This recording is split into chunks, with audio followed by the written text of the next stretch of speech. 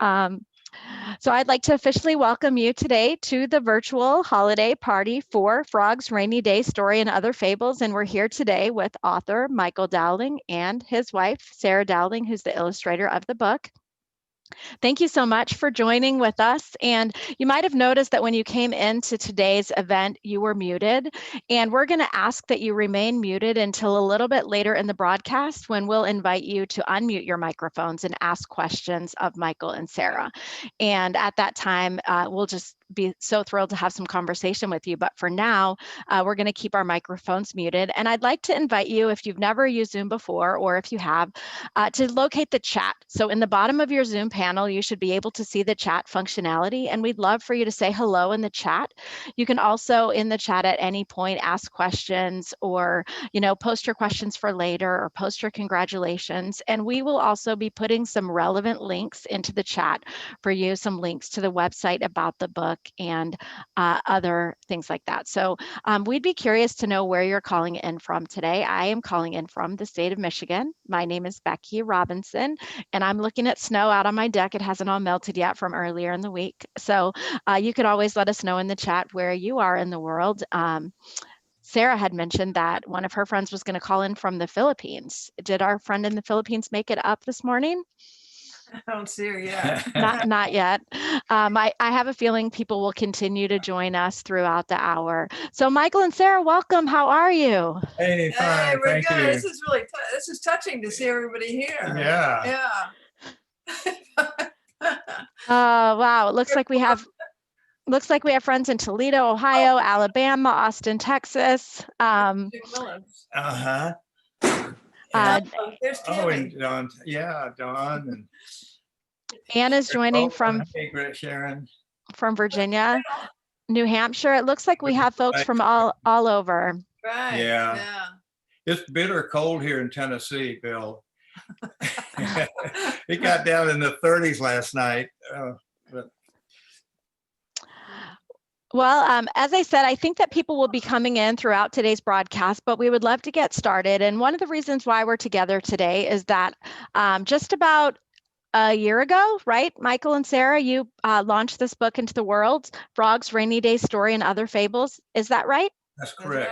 That's right. So it's been about a year, and this book has a very special place in both Michael and Sarah's heart, as you'll hear in a few moments when we begin to talk with them.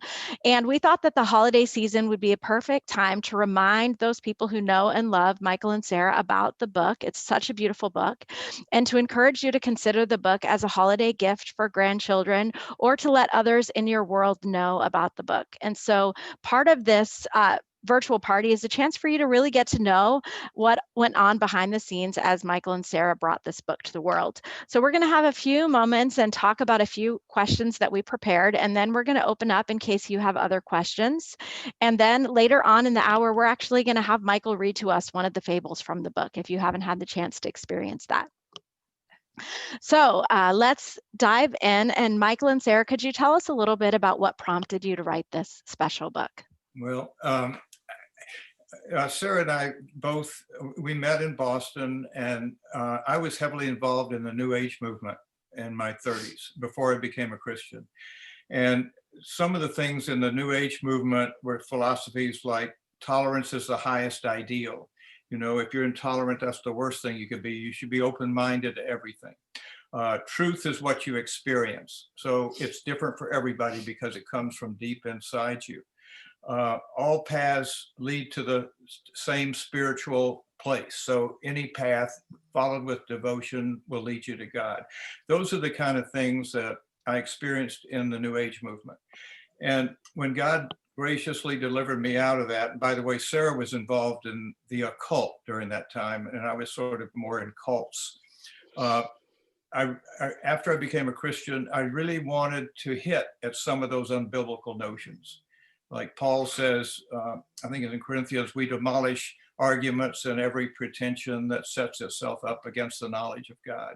And that really motivated me. And I first wrote a book called Boosting Your Pet Self-Esteem, and it hit at the self-esteem movement, satire. And then a few years later, I started on this book, and I really wrote it over a period of about 10 years. and I wanted to use fables as a genre. Animals are sort of fun, and people are open to them. And I sat and I thought, now what principles do I want to hit at as I write this? And I thought tolerance is one of the things, and extreme open-mindedness and those things. And I would write the fables around those. So that's how I got to write the book. Thanks so much. And can you talk a little bit about who you hope will read the book, Michael and Sarah? Who did you write it for? Maybe I'll just do that.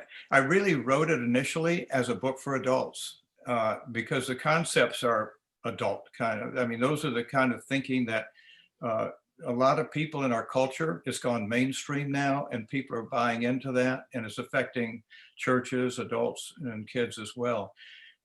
And so it started out as a book for adults, and we had a lot of focus groups, and God really guided it into a book for children. So I think of it really as an apologetics book for adults disguised as a children's book. And apologetics is a Christian term for rational arguments for your faith and so on. So I hope really it's a book for families. We have, it's on multi-level. It's for children in a way, a picture book obviously is. And we have kids 3 and 4 years old that just love the stories.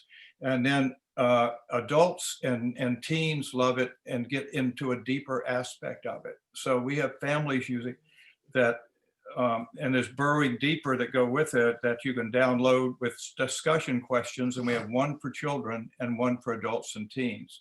So it really is a book for the whole family. And we will grab that link for those discussion guides that you can download so that you could use those with your families or pass them along to others. So now, Sarah, we want a chance to hear from you. And I know that we've had some conversations about how you brought these beautiful characters to life. And I'd love to hear about what your process was like as the illustrator of these fables. Well, you could ask my son. The beaver was who I used as kind of, if I figured if I could get the beaver, because they're so funny looking to me, if I could get the beaver, I could get the rest of the characters. And I initially thought the book was for adults, so I thought I'd do woodcuts or something like that. But I just could never get the beaver until one day I went into an art store in Charleston, and a guy came up to me. I'd never seen him before, and he said, "Have you seen this new, I don't know, paint, I guess, that's just come out?" And he said, "It's a block form of watercolor and charcoal." And I hadn't been able to get the look. I wanted a soft look, but something that had some character to it. So I thought, well, okay, I'll try it. So I took it home, and I loved the look. And as you see in the book, the characters have a sort of granular, there's a granular process, which is from the charcoal. And then the watercolor gives it that soft look. And yeah. So I believe you have some of those early drawings that you were going to show to us. And Yeah, if you're able to center them, I think behind the camera, we may be able to see what that was like in the process of your bringing those. Beavers. Can you see this guy? I can't. Yeah. Oh yeah. Yeah, you Yeah. sure can. And they were black and white. There's actually, I couldn't find it. There's actually an earlier guy than that. And then I had a lot of ducks. Here's the duck. I was entranced with the hair. Which is this one? Yeah. Yeah, that one. Yeah. Anyway, so I just have a ton of them, but and it became a joke in the family because I'd have beavers all over the place and ducks. But anyway, finally I settled on one. I like the hair. That's just. And Michael to me is very funny. The Fables, I love his sense of humor. So we would find ourselves laughing quite a bit, and he thinks I'm funny. Yeah. So that's a great lead into our next question. I would love to hear about what the process was like for you creating the book together as a couple. Well, we've done so much together. You know, we used to make stuffed animals. That's how we started. Matter of fact, I have a bear sitting over here right behind us. But it took many years to get where we didn't get into a fight. I mean, there was a point where I was so mad at him, I left town. You know, so, but we really work well together now. You know, I think. Yeah, I think we both really enjoy each other's humor. And it's wonderful because I can suggest something and think she will take it another step, and then I might suggest things to her. I might take it beyond that. So it's just really great working together as author and illustrator. So what came first? Michael, did you write all the fables first and then Sarah began to illustrate them, or did you write some and then she drew some and go back and forth? I think I wrote a bunch of them first. There's 8 in the book. I think I probably wrote 9 and we didn't use one for space. But I wrote most of them. And then as we were doing the finishing parts of the book, I might have finished a fable or 2, but I had most of them written. Right. And the one I'm going to read later today is the first one. It's the first one I wrote. Also, I should tell you, Michael, one thing about Michael that I think is just wonderful. I don't know how many focus groups he had, but he had many. And he really was open to some pretty hard criticism, because where we come from, we see the danger of the New Age and the occult, which the culture is getting into.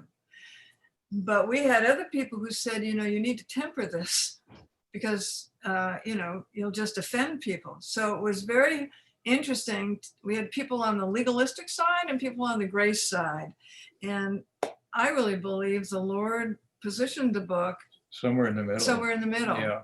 And, but it's real kudos to Michael for really being willing to hear a lot of criticism.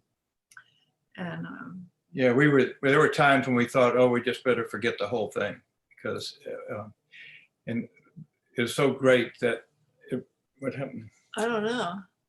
We can still see you. We're still all together. Okay, good. All right. Okay, but it really was God's providence that was guided to be a children's book. So Michael, I seem to have lost a little bit of your audio. So I don't know if you need to speak up a little or if there's something that Sarah just did. Just be patient with us, folks. We'll be back with you in a moment. Sarah, have you lost the Zoom? Evan, hang up. We're on the, come in through the window. That's our son is doing something. Oh, got it. Okay, well, we're back. We can hear you again. Thank you. Yeah. So now let's talk about the big goals for this book. And it sounds like there were some challenges along the journey of trying to get the right balance of sharing the values that you wanted the book to bring forth. And so I'm wondering, Michael and Sarah, if you can talk about what's... Hang up. We're on the Zoom call. Okay, sorry. No worries. So maybe we can talk a little about what your big picture goals are for the book and what you most hope the book will achieve. After we wrote it, what we discovered is that God is raising up ministries all over the country to encourage grandparents to read and minister to their grandchildren. And this book is an ideal tool for doing that. So we're partnering with organizations like Legacy Coalition and others that really are focused on that particular aspect of ministry. So that's one big thing. The other market that we're interested in and going after is the homeschool market. Parents in homeschool families are really looking for something like this, and it's a wonderful adjunct to the curriculum in homeschool. We're going, COVID has put a dent in that, but we plan to go to homeschool conventions and other kinds of things and conferences. And I just got back from a conference for leaders of children's ministry in a denomination. And they've endorsed the book and they're very excited about it. So wonderful. Yeah. So a little later in the hour, we will talk about ways that you can help Michael and Sarah to get this book to their desired audiences, families and grandparents and homeschooling families. But Sarah, it sounds like you had something else you wanted to say. Oh, just we're getting wonderful sort of feedback from grandparents who are reading to their grandchildren over Zoom, and just finding ways to reach the grandchildren that they're not seeing, but they're using the book.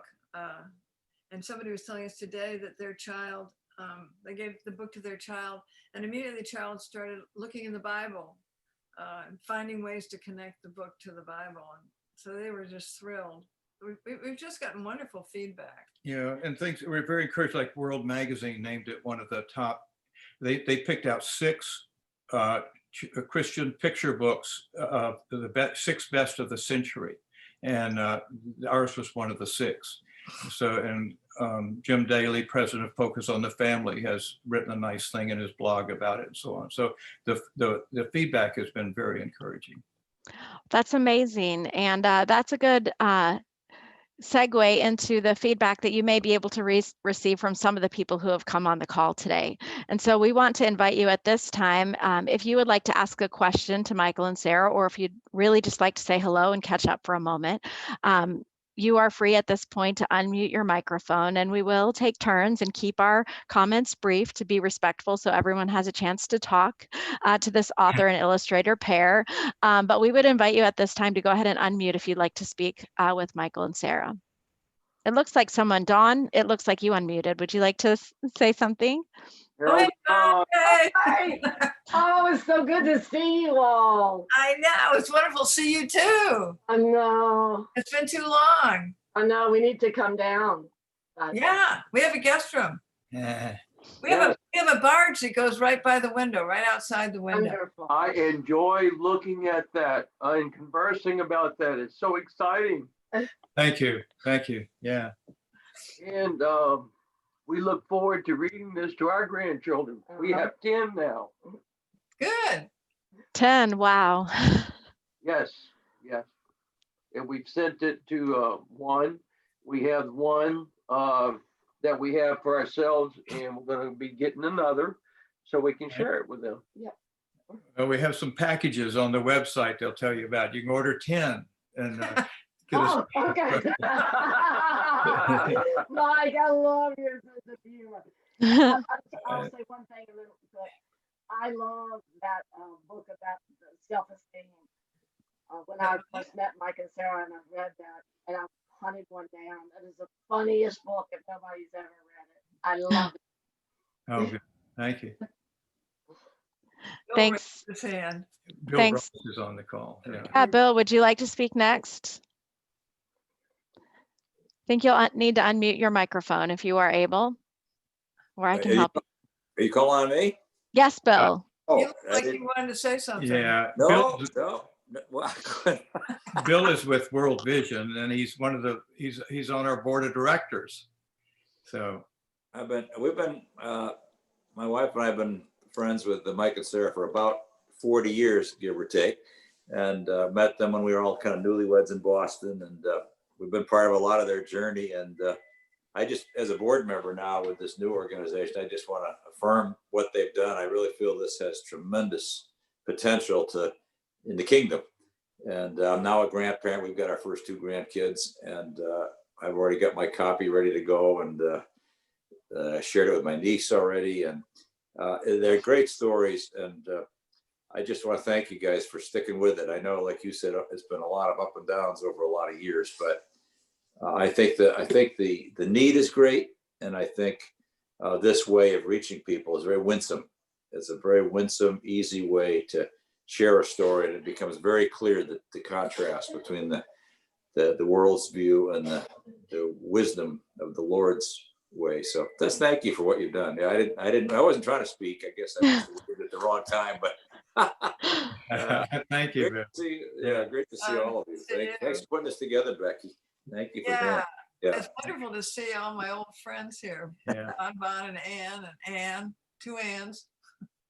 Sharon, Tammy. There's a question in the chat from Rhonda, who's not on camera, and she's wondering, Michael and Sarah, how you decided to move to Tennessee. Well, it wasn't sort of a decision anyway.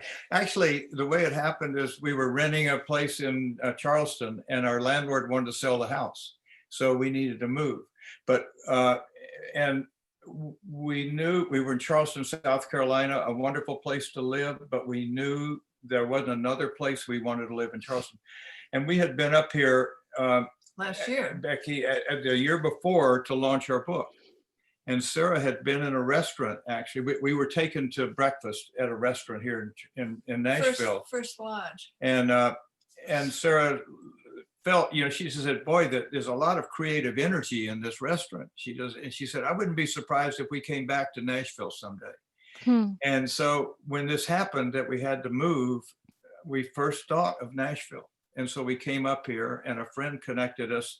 As Sarah said, we live in a wonderful little charming log cabin overlooking the Cumberland River, just a few miles, in Madison, which is just a sub right there in Nashville, 20 minutes to downtown. But we feel like we're not in downtown. And it's just charming. And so. And it's no joke, a barge goes right by the window, pushed by a tugboat. And we're 60 feet up over the river. And so it just goes right by our, it's really a wild place. So that's how we got here. And this happens to be where our publisher is, Carpenter's Son Publishing, a great little Christian hybrid publishing company. And it happens to be where the printer is. So it's just very convenient, but we didn't plan it that way. And I think too, we're old, but it just seems like we have well, we'll never retire probably, but anyway, it just seems like we've got more years where we have several books behind this that we'd like to do. And this just seems like God really put us in this cabin, which is just a great place to create. And as I said, there's a lot of Christian creative people here. So it seems like it's just a wonderful place to plug in. Yeah. So we'll see. We're new. But this, Sarah says we have several books. We have another one already written, which I look forward to having her illustrated. We're talking about another one. But this book and the Fables book is really what I feel like God created me to do. I've been a church administrator and I've worked in business. And I'm a ghostwriter. I write books for thought leaders and business professionals, help them write books. But this book of Fables is what I believe I was mostly created to do. That's so powerful. Thank you. So we have we have a question from Patricia in the chat, and she said, thank you for sharing your book experience. What suggestions do you have for someone hoping to write a first book? How do you get started? Thanks again, Pat. So Pat's not on camera, but hopefully you can give some ideas to her. Well, I think you really have to have a passion for it. Because it's a big endeavor. It sounds like it would be easy. Maybe even it sounds like it's easy to write a children's book. But I think you really have to have a passion that would fuel the perseverance. The other thing is, I think, like Sarah said earlier, I think getting feedback from other people is really very helpful. And there's an association for children's writers and illustrators, for example, if you're doing a children's book. I think it's probably wise to join that because you can get in a group of people who read to each other and give you honest feedback. So I think that's what I would do. And I don't know what kind of book she has in mind, but if it's a children's book, then you don't need your illustrator. It's unusual for the illustrator and writer to work together. I think most publishers like to find the illustrator. You turn in the story and then they'll find the illustrator. If you want to write a nonfiction book, you come to me. I'm a ghostwriter. No, you could do it. I don't advise doing it yourself, but get lots of help and get feedback. And be prepared. It's a lot of work. Yes, it's much more than you think. Work. Yeah. And we've had some wonderful help from people who just feel the Lord putting it on their hearts to help us. And that's been amazing to watch. Really, some of the people on here we wouldn't be here if it weren't for some of these people. Yeah.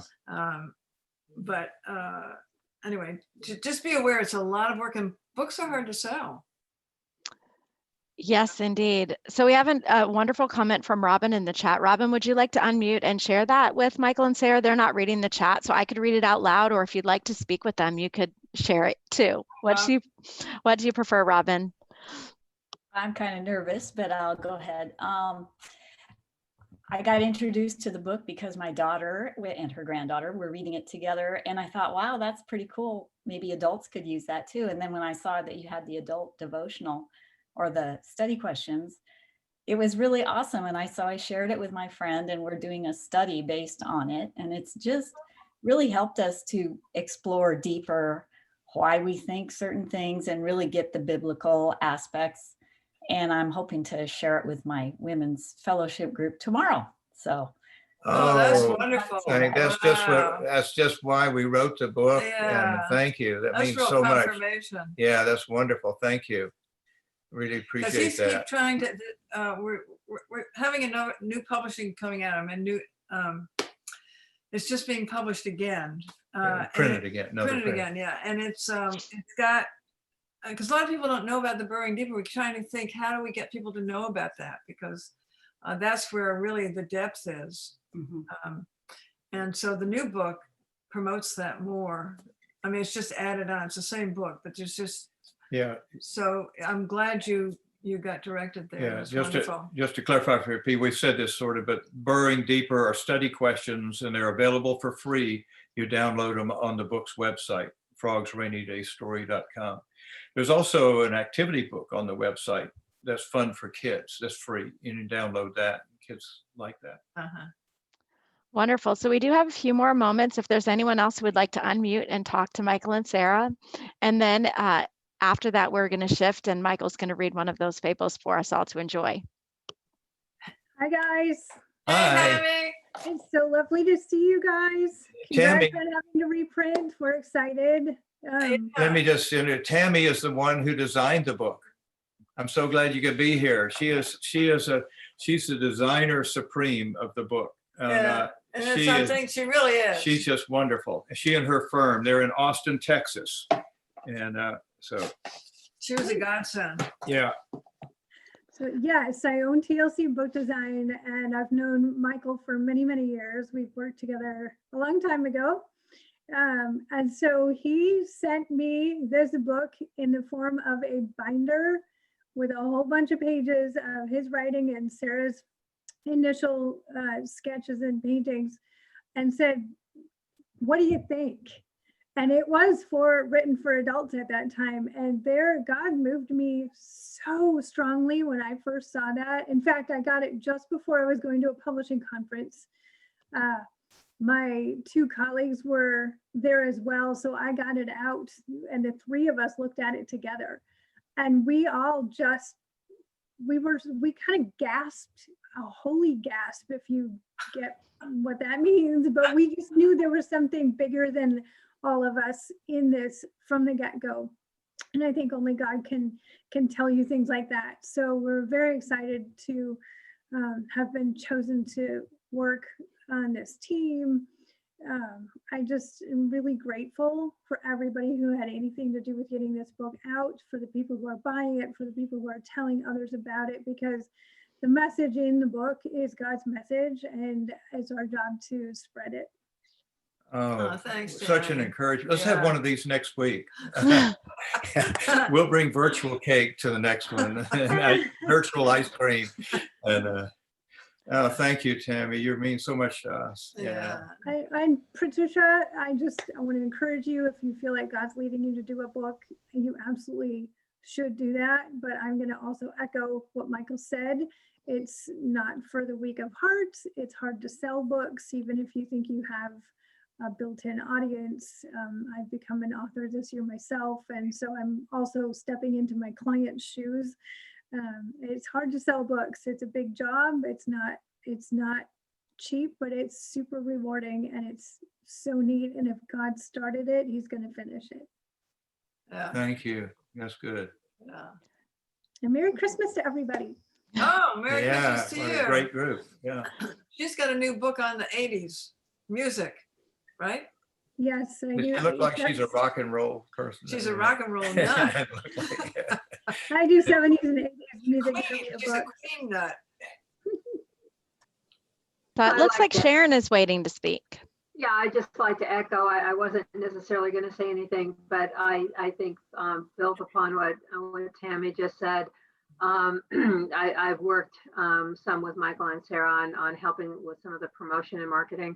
And they truly, for those of you who are on the call that know them or have known them over the years, you already know what I discovered a while back when I started working with them, that they not only have the skills as writers, as writer and illustrator, but they know how to connect with people. When we launched the book at the Christian Booksellers Association in Nashville, I think we were in Nashville. Yeah, a year ago, summer. It was an amazing experience to watch them connect with people, share their story in a long bit of time if they wanted to listen and kept asking, or in a short bit of time. And if I can share just for a moment, the book was at the printer and had just been printed ahead of the publication date, which is what we always do. And the books did not arrive for the book signing. And that's, it's a marketer's nightmare. They did show up the next day, and we had lots of good conversation with the people. But to watch these two professionals talk to people without a book and share the story and encourage them to then come to the publisher's exhibit table in the exhibit hall the next day to get their copy. I mean, I've never thought that a delay at a printer was going to be such a blessing, but, and there's still people talking about, oh yeah, you were the ones that did such a great job and the book wasn't there yet. So it has been an absolute delight to help put them on media. We're going to launch a lot of work on podcasts in 2021, and all the work with the publications. There was a great review on the Old Schoolhouse publication blog, and just a number of things. So for especially those of you who know of them and have known them for far longer than I have, keep up on their website, because they keep adding the various things that they've been doing and reviews that are coming in, and sharing that with those that you know and your kids and grandkids. It's just an absolute delight to work with them. Thank you. Thanks, Sharon. And we with you, Sharon. Yeah. Same. Yeah, you've been a blessing. So I see another Sharon who unmuted. Would you like to speak too? Sharon Boleyn, yeah. I just wanted to bring you greetings from all of us at GIPC at St. Simon's Island. Oh, thank you, Sharon. We miss you a lot. You're the sweet people. Oh, yeah. This is in St. Simon's Island, Georgia, our That's where we former raised church. our kids. Yeah. Well, please I'm give sitting everyone our here- love. And that's where a lot of the book was written, St. Simon's Island. Hey, Sharon, it's going to be on Facebook, and also I'm going to put it on our website. So if somebody wants to see this, they'll be able to. Okay, great, Yeah. great. I'm sitting here looking at the ram in the thicket on my How wall. are you? Oh, Oh, I that's think of sweet. you all the time when I look at Oh, that. thank you. That's sweet. So one last chance to unmute your microphone, and then Kelly, who's my colleague who's on the call with me, is going to put one of the fables on the screen for all of us to look at together while Michael reads to us. So grab your pillow. Mhm. Okay, Kelly. Okay, well, I will read. This is Duck's Wrong Turn, and it's actually the first fable I wrote. And I remember being in a library, and we were on vacation in a way with our kids, and being in a library and feeling like, oh, it all of a sudden came together. I had the concept, but it came together, and I thought, this is a plumb line for the fables, and it really has turned out to be. I don't have a favorite fable. I like them all, but this is the first one. Duck's Wrong Turn. One hot day, Duck set out to find a pond where he could take a swim. After waddling along for a while, he arrived at a fork in the road where a beaver had just finished painting a sign. Is there a pond near here? Duck asked Beaver. The sun is very, very hot, and I must have a swim. Yes, there's a lovely pond of cool water a little way up the road to the right, answered Beaver. See, I just finished painting the sign. But that way goes up a steep hill, and in these feathers, such a climb would be terribly uncomfortable, complained Duck. I prefer the path to the left. It goes downhill. There's only one way to the pond, said Beaver. The arrow points the way. I'll fix that, quacked Duck. He grabbed Beaver's brush and made some changes to the sign. That didn't move the pond, said Beaver. Thanks for your help, Duck quacked over his shoulder as he waddled merrily down the path to the left. Watch out for that fox around the bend, Beaver yelled after him. But beavers have soft voices, and Duck was already quite far down the road. And the moral is, if there's only one way, it's foolish to say another way is okay. And then the wisdom of the world relating to the fables are, one of them is, there are many paths up the mountain, but the view from the top is always the same. It's an ancient Chinese proverb. And then another one can reach God if one follows any of the paths with wholehearted devotion. Ramakrishna, Indian spiritual leader. And then the wisdom of the word says something quite different. Trust in the Lord with all your heart. Do not depend on your own understanding. Seek his will in all you do, and he will show you the path to take. That's Proverbs 3, 5, and 6. And another, Jesus told him, I am the way, the truth, and the life. No one can come to the Father except through me. That's John 14, 6. Wonderful. Thank you so much for sharing that with us, Michael. And for those of you who are wondering about ways that you can support this wonderful book in the world, there are a number of ways you can do that. And Kelly is going to put in the chat the link to some of the new holiday bundles that Michael and Sarah created just for this Christmas season. And we would love to have you share those holiday bundles with your friends on all your social networks. If you happen to have a blog or a website or a newsletter that you'd like to be able to share that with the people who follow you, that would be a wonderful addition in terms of helping to get the word out. And of course, if there are people that you can think of that you would like to gift the book to, whether that might be your local church or a local Christian school, those bundles might be a great opportunity for you to purchase those and donate them to a local organization that interacts with kids who would be able to get the book into the hands of more children. Michael had mentioned that homeschooling groups are a desired audience. And so if you know a homeschooling group and you can share the book with that group, that would be wonderful as well.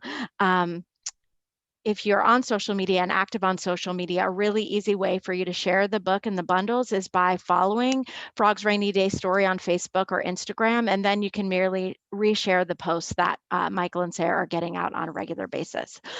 Before we wrap up our time together, though, I want to offer that everyone could open up their microphones at once if you would like, and we can offer holiday greetings or applaud or cheer or just express the joy of being together. We've done this sometimes on these virtual parties. So if everyone at once would like to unmute your microphones and just in greeting as we wrap up the time together. We thank you so much for investing your time, and we're thrilled with the support and love that you're showing to Michael and Sarah today. Thank you for coming, Yeah. everyone. Yeah. Thank you. And Merry Christmas. Merry Christmas. Yeah. Thank you. Well done, guys. Willis, hi. And Yeah, Mark Bob. Riegler, hi, wow. Hey, Jim Willis and his dog. Our dog is snoring over here. I didn't know if you could hear her. Well, God bless you all. She's Yeah, been thank really you. sweet. Thank you. What an encouragement you've been. Thank you. Thank you. Thank you, Robin. Love seeing all of you. Some I haven't seen for so many years. Yeah. Sarah. Yeah. Do you still make that broccoli soup? Oh, I haven't in a while. He didn't like broccoli. I love your soup.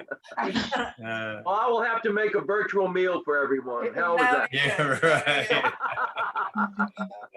Oh, we love you guys. Thank you so much.